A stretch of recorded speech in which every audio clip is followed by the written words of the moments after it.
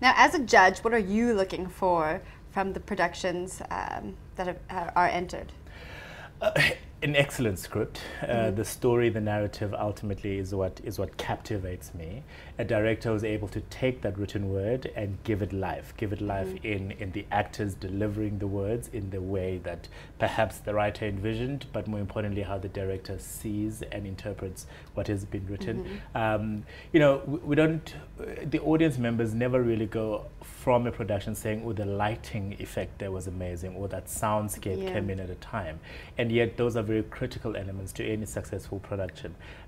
You'll always remember a soundtrack to a particular movie, right? Because that whenever you hear that song, it takes you back to that moment. Theatre is exactly the same.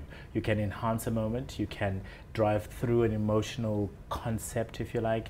You can make people joyous with laughter, depending on how you are lighting the stage and the actors at that time, and what music you're putting to that particular line. So it's an all-encompassing effect, really. And as a judge, your eye and your ear is looking at everything all of the time. It's interesting. You never really think that the lights and the sound can have such an impact on how you take in that performance. But I guess if they weren't there, the production would look totally different. And surprisingly, before I became a judge, the one shot that made me realize this was Ray, the movie where Jamie Foxx won the Oscar for.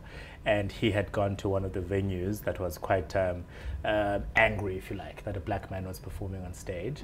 And this manager of his decided to dim the lights down and just have a light on him. And it's amazing how that quietened down the entire 2,000 arena. And that's lighting. Lighting did that. It sort of focused attention on Ray, on the piano at that particular time.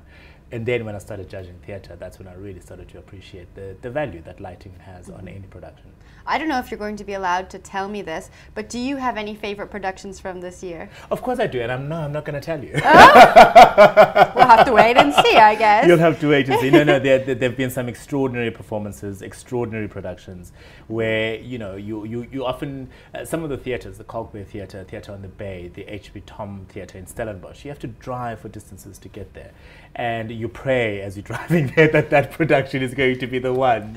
And sometimes you are truly pleasantly surprised by what you see. And there's some stories that have moved me beyond anything else. And I'm certainly hoping that when they pull the name of the production or actor out of the envelope on that day, that it will be the ones that I liked.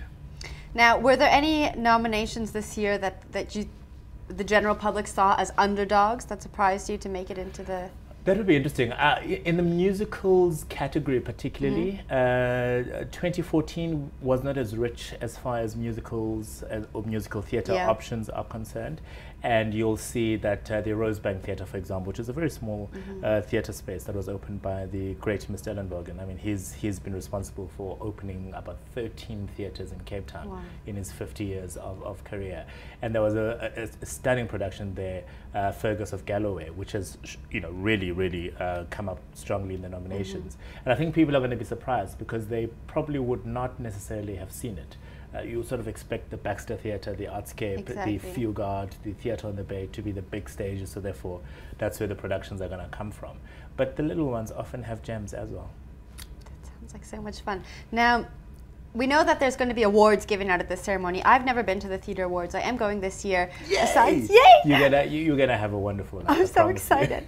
Aside from Allen Committee and the awards, what can we expect? Entertainment. Okay. Celebration. See, I can't really tell you much about the ceremony itself because it will take away from the surprise. No one ever really knows what to expect except for the person who's directing it and people that are involved in the production. But I've been given an insight into what the story and the narrative is going to be.